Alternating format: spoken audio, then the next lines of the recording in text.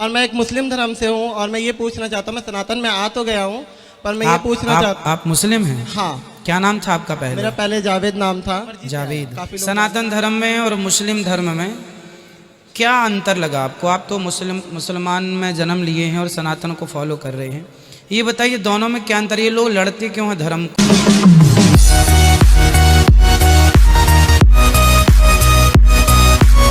अस्सलामुअलैकुम, welcome back to my new video. और आज के वीडियो देखते हैं, वीडियो शुरू करते हैं और उसके बाद बात करते हैं। एक मुस्लिम लड़का है और अरविंद आचार्य उससे कहता है कि मैं पहले मुसलमान था, उसके बाद मैं हिंदू बन गया। तो क्या क्या बातें वो करते हैं, चलो आप भी देखते हैं, हम भी देखते हैं और वीडियो शुरू करते हैं, वीडियो की तरफ चलते हैं। अच्छा जी, तो चलो वीडियो शुरू करते हैं, उसके बाद बात करते हैं। और मैं क्षमा चाहूँगा क्योंकि मुझे है ना, मैंने बहुत आपकी कथाओं को सुनता हूँ और मुझे बहुत प्रेरणा भी मिलती है आपकी कथाओं को सुनकर। और मुझे थोड़ी घबराहट हो रही थी तो इसलिए मैं बैठा हूँ आपके सामने, तो इसलिए मैं क्षमा चाहूँगा। और मैं एक मुस्लिम धर्म से हूँ और मैं ये पूछना चाहता हूँ, मैं सनातन में आ तो गया हूँ पर मैं ये पूछना चाहता। आप मुस्लिम हैं? हाँ। क्या नाम था आपका पहले? मेरा पहले जावेद नाम था। जावेद। काफी लोग जानते भी होंगे। तो आपने हिंदू धर्म अपना लिया? हाँ हाँ, क्योंकि सबसे पहले मैं एक बात कहना चाहूँगा, क्योंकि काफ़ी लोग मुझसे कहते हैं कि तुम हिंदू बने हो। हिंदू तो मुझे नहीं लगता कि कोई किसी को बना सकता है, क्योंकि हिंदू पैदा ही होता है, मेरा मानना ऐसा है। और ये मुझे ना किसी ने ब्रेन वॉश करा और ना किसी ने कुछ कहा, ये एक ठाकुर जी की कृपा हुई तब मैं सनातन में आया। वैसे किसी ने मुझे या मैंने किसी को देख के सीखा या ऐसा कुछ भी नहीं था।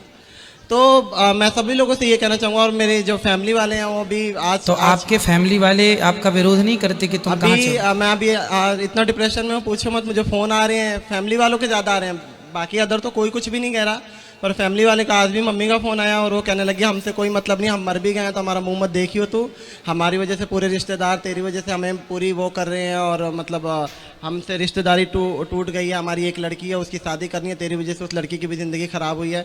तो महाराज जी, मैं ये पूछना चाहता हूँ कि ठाकुर जी से मेरी एक शिकायत है हमेशा कि या तो मुझे पहले इधर का कर देते या उधर का कर देते, ये बीच में ला के मुझे इतना परेशानियों में डालना, और उनको मैं छोड़ नहीं सकता। मैं सास्ते छोड़ सकता हूँ पर मैं ठाकुर जी को नहीं छोड़ सकता। किनको नहीं छोड़ सकते आप? मैं ठाकुर जी को नहीं छोड़ सकता, भगवान जी को नहीं छोड़ सकते? नहीं छोड़ सकता सर। फिर आप सही रास्ते पर हैं। आपने धर्म परिवर्तन कर लिया अपना? हाँ जी। वैसे देखो, धर्म परिवर्तन करने की जरूरत ही नहीं पड़ती। हमारे ठाकुर जी जो है ना, हमारे भगवान कभी ये नहीं कहते कि तुम हिंदू हो जाओगे तो ही हम तुम्हें मिलेंगे। हाँ, भगवान तो कहते हैं कि तुम मुसलमान भी हो और यदि तुम उसी रूप में मुझे प्रेम कर लोगे तो मैं उसी रूप में तुम्हें प्राप्त हो जाऊंगा। तो आपको ये भक्ति का रोग कब से लगा? मैं बहुत छोटा था। मेरी जो परवरिश हुई है वो मेरी नानी के घर पे हुई है। अच्छा। तो नानी के जाने के बाद मामा मामी दिल्ली लेकर आया, उन्होंने मुझे 11 साल की एज में काम पे लगा दिया। तो मुझे तो काम वाम का पता नहीं था, मैं वहाँ बैठा रोता था। तो मेरे ख्याल 2012 एक साल बीत गया, समय ऐसा बीत जाता और पता भी नहीं लगता और आदत पड़ जाती है उस चीज़ को झेलने की। तो वहाँ पे एक पन्नी आया करती थी, मतलब जैसे हम लोग या आटा चावल वगैरह पैक करते हैं ना, तो वो पन्नी आया करती थी। तो उसमें कृष्णा पन्नी के नाम से आया करती थी और उसमें छोटी सी कृष्ण जी की छवि छपी हुई थी। उन्होंने हाथ में मुरली रखी, मुझे पता नहीं था उस टाइम पे कृष्ण क्या है और मुझे बिल्कुल भी इस चीज़ का अंदाजा नहीं था। तो मुझे बार बार ऐसा लगता ना कि कुछ टाइम बाद कि वो मुझे देख रहे हैं, वो कभी इशारे कर रहे हैं। तो मैं आंटी को बोलूँगा, आंटी ये देखना, ये जो फोटो बनी मेरे को देखता है और कभी कभी इशारे करता है। तो आंटी कह रही, तो मतलब उन आंटी को लगता था कि बच्चा है या वैसी पागलपंती वाली बात है, ऐसा कुछ भी नहीं होता। वो मुझे बार बार कहती, मैंने कहा आंटी आप जाओगे फिर ये ऐसी होगा। और मैं कई बार मैं दोपहर की रोटी खाता था तो मुझे ऐसा लगता था जैसे मुझसे कह रहे कि मुझे भी भूख लगी है, मेरे को भी दे। तो मैं आधी रोटी निकाल कर और सब्जी देता था और भगवान जाने वो कहाँ जाता था मेरे को बिल्कुल नहीं पता। और फिर उसके बाद से इतना उससे प्रेम हो गया कि मैं उस चिट को उखाड़ कर अपने साथ लेकर आया, डेली ले आता। फिर उसके बाद से जो मेरे मामा मुमा थे उनसे वो लोग मुझे मारने पीटने लग गए कि तू ये क्या कर रहा है, ये है वो है, जो भी हो। और उसके बाद से फिर मैं 13 साल का जब हुआ था मैंने घर को छोड़ दिया।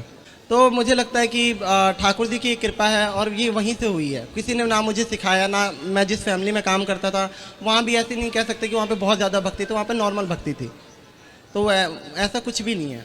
तो ये मुझे कई लोगों की शिकायत है कि मुझे मेरा ब्रेन वॉश किया गया है या वैसा किया, तो ऐसा कुछ भी नहीं। किसी सनातन ने किसी ने भी मेरा ब्रेन वॉश नहीं करा, मैं अपनी मर्जी से आया हूँ। सनातन धर्म में और मुस्लिम धर्म में क्या अंतर लगा आपको? आप तो मुसलमान में जन्म लिए हैं और सनातन को फॉलो कर रहे हैं, ये बताइए दोनों में क्या अंतर? ये लोग लड़ते क्यों हैं धर्म को लेके?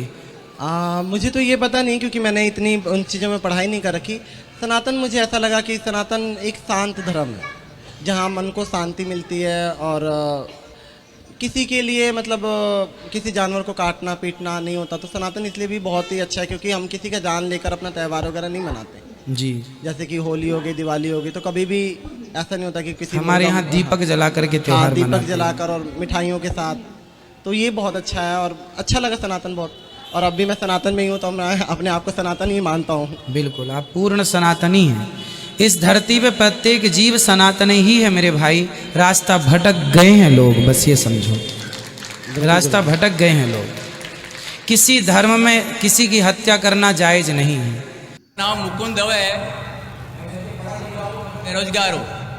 आपने बोला है कि जो इस्लाम कबूल करता है उससे हजारों गुना माफ हो जाता है, मगर मेरे हिसाब से सबका मालिक एक है, और एक मालिक होते हुए किसको ये नज़र से देखता है और किसको वो नज़र से देखता है। हिंदुओं को माफ़ नहीं करेगा और जो इस्लाम धर्म स्वीकार करता है उसको माफ़ कर देगा। ये कौन सा ऊपर वाले का कानून है जो मेरी समझ में नहीं आ रहा है। बहुत अच्छा सवाल, बहुत अच्छा सवाल। मालिक एक तो सारे इंसानों के लिए अदल भी एक होता है। बहुत अच्छा सवाल, बहुत अहम सवाल। भाई का सवाल है कि ये किधर का मुसलमानों को माफ़ करता है, हिंदू को नहीं माफ़ करता है। मैंने आपसे कहा कि जो इंसान नाम का मुसलमान है, उसका नाम मोहम्मद अब्दुल्ला जाकिर है, तो वो काफ़ी नहीं जन्नत में जाने के लिए। मुस्लिम का मतलब वो इंसान जो अमन हासिल करता है अपनी ख्वाहिश अपनी मर्जी से खुदा के अहकामात पे अमल करने के बाद। यानी जो इंसान अपने मालिक के अहकामात पे अमल करता है वो सच्चा इंसान है।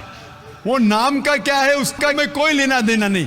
यहाँ मैं कह रहा हूँ कि जो इंसान अल्लाह के अलावा किसी के साथ शिर्क कर रहा था, आज शिर्क करना छोड़ दिया, आज उसके गुनाह माफ होंगे, चाहे कोई भी हो। आप भी अगर कहते कि मैं शिर्क करना छोड़ दूंगा, अल्लाह के अलावा किसी और की इबादत नहीं करूंगा, जो हिंदू मज़हब की किताब में लिखा है, और मैं मानूंगा आखिरी पैगंबर मोहम्मद सल्लल्लाहु अलैहि वसल्लम में, चाहे आप ईसाई है, चाहे आप हिंदू है, चाहे आप यहूदी है, आज आप अगर अपने मालिक का कहना मानेंगे तो आपका मालिक आपको माफ़ करेगा। लेकिन अगर आप कहेंगे मेरा मालिक एक, लेकिन मालिक का कहना नहीं मानेंगे, तो मालिक कैसा माफ़ करेगा। मिसाल के तौर पे एक एग्जामिनेशन होता है, टीचर सारे तालिबे इल्म के लिए बराबर है। टीचर एक साल के लिए सारे तालिबे इल्म सारे स्टूडेंट्स को सिखाता है, बराबर। लेकिन एग्जामिनेशन में जो टीचर पूरे साल भर सिखाता है, जो तालिबे इल्म वो टीचर के सिखाए मुताबिक एग्जामिनेशन पेपर में लिखता है, वो पास हो जाएगा। जो तालिबे इल्म टीचर जो सिखाता उसके खिलाफ। हाँ जी, तो ये आज की हमारी वीडियो थी। और अगर वीडियो अच्छी लगे तो लाइक कमेंट ज़रूर करना, अपने दोस्तों के साथ ज़रूर शेयर करना। तो बहुत ही अच्छी तरीके से समझाया, बहुत ही अच्छी वीडियो थी। और इसके साथ हम भी चलते और आप भी चलिए। अल्लाह हाफिज़।